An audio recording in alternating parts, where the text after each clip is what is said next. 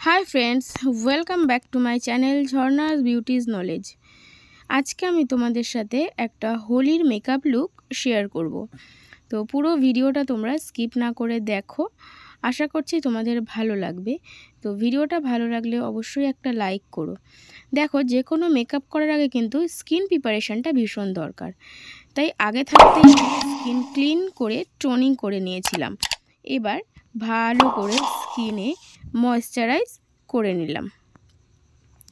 देखो हालका मेकअप होक बा भारी स्किन केयार किन्तु भीषण दरकार, ना होले किन्तु स्किने अनेक रकमेर समस्या देखा दिते पारे।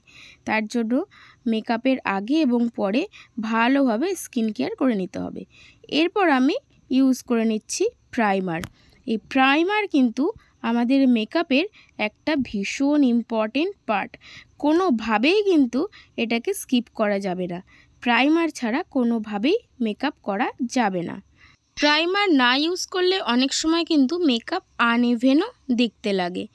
एरपर जेटा करब, ऑरेंज करेक्टर दिए आमार स्किने जेखाने जेखाने ब्लैक स्पट डार्क सार्केल आछे सेखाने सेखाने कारेक्शन करे नेब।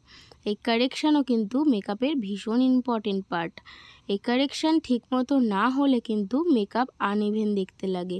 অনেক সময় ওই যে অনেকে বলে না মেকআপ কেকি হয়ে যায় বা হোয়াইট হয়ে যায় বা ব্ল্যাক হয়ে যায়, এর অন্যতম একটি কারণ কিন্তু ঠিকমতো কারেকশান না করা।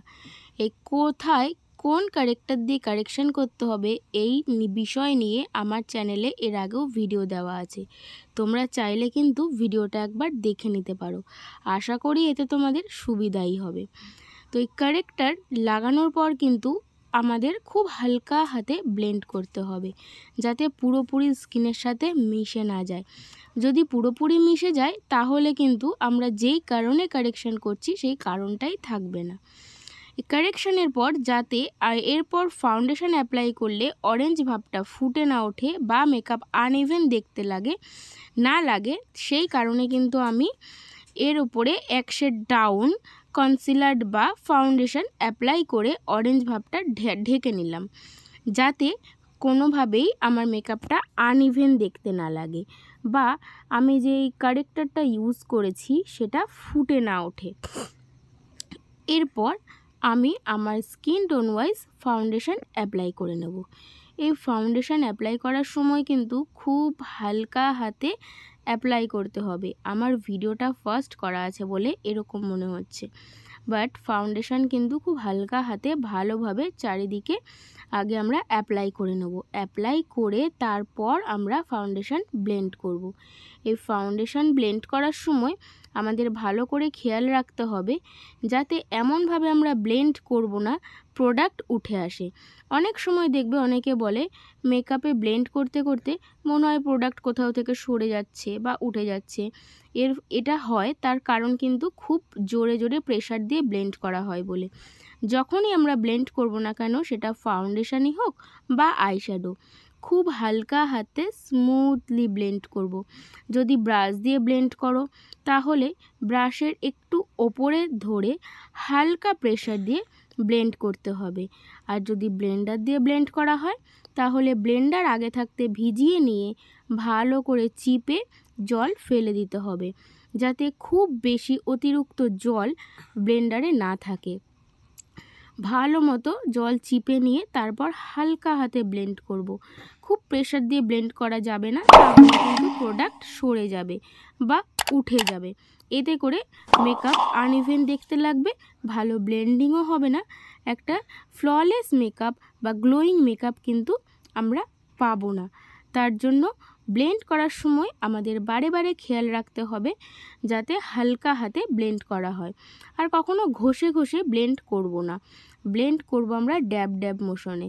যদি ব্লেন্ডার ইউজ করি সেক্ষেত্রেও হালকা হাতে ড্যাব ড্যাব ড্যাব ড্যাব করে আমরা ব্লেন্ড করব। যদি ব্রাশ ইউজ করি সেক্ষেত্রেও কিন্তু আমরা ড্যাব ড্যাব ড্যাব ড্যাব করেই ব্লেন্ড করব, যাতে প্রোডাক্ট সরে না যায়। এরপর আমি আমার ফাউন্ডেশনের থেকে আমি যেই টোনের ফাউন্ডেশন ইউজ করেছি তার থেকে এক শেড লাইট ফাউন্ডেশন বা কনসিলার নিয়ে চোখের তলায়, নাকের মাঝ বরাবর, থুতনিতে, ফোরহেডে আপার লিপের ওপরে হালকা অল্প করে অ্যাপ্লাই করে নেব, নিয়ে হালকা হাতে ব্লেন্ড করে নেব। এই কনসিলার ব্লেন্ড করার সময় কিন্তু খেয়াল রাখতে হবে যাতে চারিদিকে ছড়িয়ে না যায়।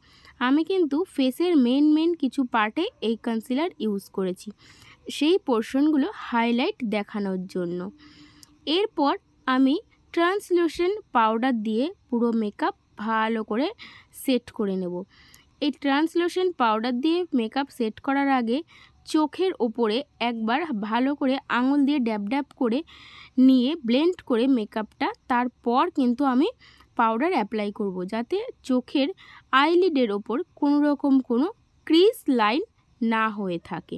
তারপর পাউডার অ্যাপ্লাই করব। এরপর কিছুটা পাউডার চোখের নিচে দিয়ে দেব যাতে ক্রিজ না পড়ে। আর আমি যে আইলিডের ওপর শ্যাডো ইউজ করব, যদি কোনো ডাস্ট পড়ে সেটা যাতে স্মুথলি ক্লিন হয়ে যায়, যাতে আমার মেকআপের ওপর কোনোভাবেই কোনো স্ক্র্যাচ না পড়ে বা কোনো কালার না চলে আসে। এরপর আমি যেহেতু আজকে একটা হোলি লুক করব, তাই হোলি উপলক্ষে আমরা একটু দেখবে পিঙ্ক, রেড এই ধরনের শেডগুলোই দিতে পছন্দ করে থাকি, বা এই ধরনের রঙগুলো কিন্তু আমরা বেশি খেলে থাকি। তো যেহেতু আমি হোলি উপলক্ষে করছি, তাই খুব লাইট শেডের একটা পিঙ্ক কালার নিয়ে আমি আইলিডের উপর অ্যাপ্লাই করে নিয়েছি। আই শ্যাডো যখন আমরা অ্যাপ্লাই করব, সব সময় কিন্তু আউটার কর্নার থেকে ইনার কর্নার, কখনোই কিন্তু আই শ্যাডো ইনার কর্নারে ডার্ক করা যাবে না। সেই কারণে আউটার কর্নার থেকে সবসময় ইনার কর্নারের দিকেই আমাদের যেতে হবে।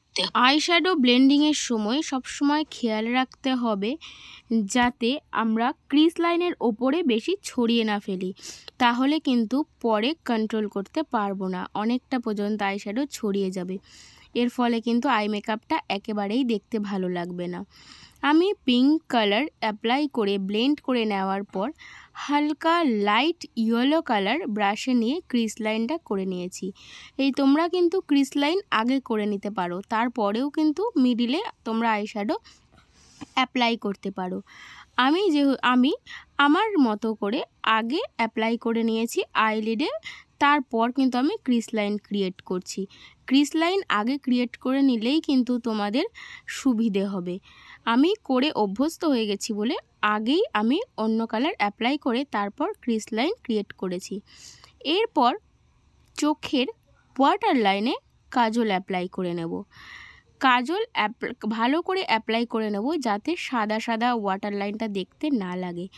ভালো করে ডার্ক করে কাজল অ্যাপ্লাই করে নেওয়ার পর আমি পেন্সিল ব্রাশের সাহায্যে আবার একটু পিঙ্ক কালার নিয়ে কালো যে আমি কাজলটা পরেছি সেটাকে ভালো করে ব্লেন্ড করে দিচ্ছি পিঙ্কের সাথে, যাতে আরও চোখটা সুন্দর লাগে।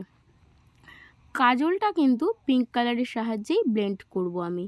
দেখো ব্লেন্ড করার পর কিন্তু যে একটা হালকা ডার্কনেস এসছে, খুব যে বেশি কাজলটা দেখা যাচ্ছে বা বেশি ডিপ লাগছে তা কিন্তু নয়। আগে দেখো কাজলটা খুব বেশি মনে হচ্ছিল যে অনেকটা ডার্ক লাগছে, ভালো লাগছে না, কিন্তু এরপর দেখো পিঙ্ক কালারটা দিয়ে ব্লেন্ড করার পর কিন্তু অতটাও খারাপ লাগবে না।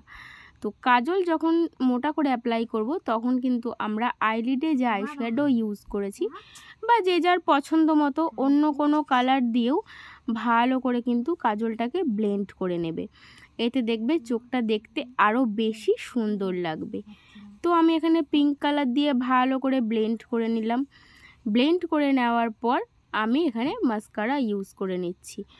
আমি যেহেতু আইল্যাশ ইউজ করব না, তাই খুব ভালো করে মাস্কারাটা আমি ইউজ করে নেব যাতে আমার আইল্যাশগুলো বেশ টানা টানা দেখতে লাগে। আর আমি যে আইল্যাশ ইউজ করিনি সেটা যাতে খুব বেশি বাজে দেখতে না লাগে, তাই জন্য আমি কিন্তু আরও বেশি সুন্দর লাগে, এবং যদি সেটা প্রপারভাবে ইউজ করা হয় তাহলে কিন্তু খুব সুন্দর দেখতে লাগে। এরপর আমি আইলাইনার ইউজ করে নেব। যেহেতু আমি চোখটা খুব বেশি ডার্ক করিনি, হালকা লাইট পিঙ্ক শেডের মধ্যে রেখেছি আর ক্রিজ লাইনটা হালকা ইয়েলো দিয়ে করেছি, তো তার জন্য আমি খুব ভালো করে আইলাইনারটা পরে নেব। এরপর আমি যে ট্রান্সলুসেন্ট পাউডার দিয়ে আমার চোখের নিচে সেট করে রেখেছিলাম যাতে আইশ্যাডোগুলো পরলে বা ক্রিজ লাইন না পড়ে, আর আইশ্যাডো পরলেও যেন স্মুথলি ঝেড়ে ফেলা যায়, সেটাকে একটা ব্রাশের সাহায্যে ঝেড়ে ফেলতে হবে। এরপর আমি কন্ট্রোল করে নেব। কন্ট্রোল করার সময় কিন্তু সব ফেসে একইভাবে কন্ট্রোল করা হয় না, ফেস কাটিং অনুযায়ী কিন্তু ফেসে কন্ট্রোল হয়। এই কোন ফেসে কিভাবে কন্ট্রোল করা হবে এই বিষয়ে এর আগেই আমার চ্যানেলে কিন্তু ভিডিও দেওয়া আছে, তোমরা চাইলে সেই ভিডিওটা গিয়ে দেখে আসতে পারো। আশা করি তোমাদের ভালোই লাগবে, উপকারও হবে। এরপর আমি ব্লাশ ইউজ করে নেব। আমি এখানে হালকা পিঙ্ক শেডেরই ব্লাশ ইউজ করেছি, যেহেতু আমি চোখে পিঙ্ক কালার ইউজ করেছি তাই আমার পিঙ্ক কালারটা একটু ভালোও লাগে। ব্লাশে তো পিঙ্ক কালারটা আমি একটু বেশি পছন্দ করি, সেই কারণে আমি হালকা পিঙ্ক শেডের একটা ব্লাশ ইউজ করে নিয়েছি। এরপর নাকটাতেও একটু হালকা লাল লাল করে নিলাম। যেহেতু এটা হোলি লুক, তো হোলি লুকে তো আমরা একটু বেশি রং পছন্দ করি, আর রং পছন্দ করি বলেই অফকোর্স আমরা সেই কারণেই রং খেলি। তো সেই কারণে আমি একটু বেশি করে, দেখতে পাচ্ছ, পিঙ্ক কালার ব্লাশ ইউজ করে নিলাম। এরপর আমি যেটা করব সেটা হচ্ছে একটা অ্যাঙ্গেল ব্রাশের সাহায্যে আইব্রো ড্র করে নেব।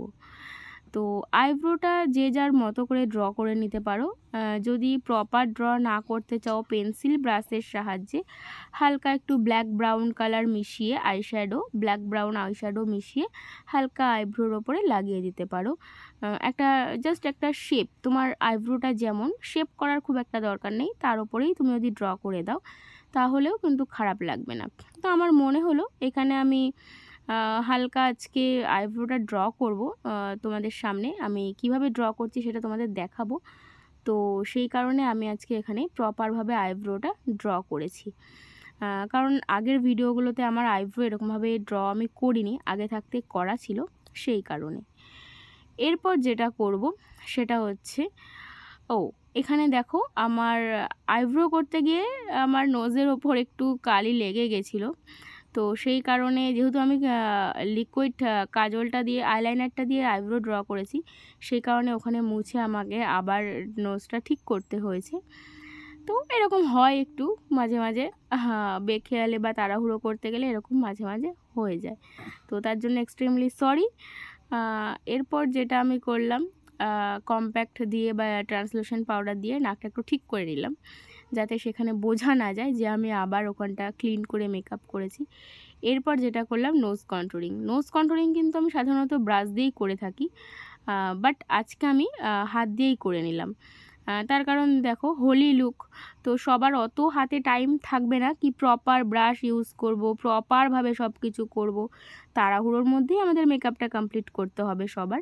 তো সেই কারণে আমি ফিঙ্গার দিয়ে যাতে তাড়াতাড়ি হয়ে যায় এবং প্রপার হয়, আমার কিন্তু ব্রাশের থেকে ফিঙ্গারে প্রপার হয়, জানো তো নোজ কন্ট্রোলিংটা, সেই কারণে আমি ফিঙ্গার দিয়েই নোজটাকে কন্ট্রোল করে নিলাম।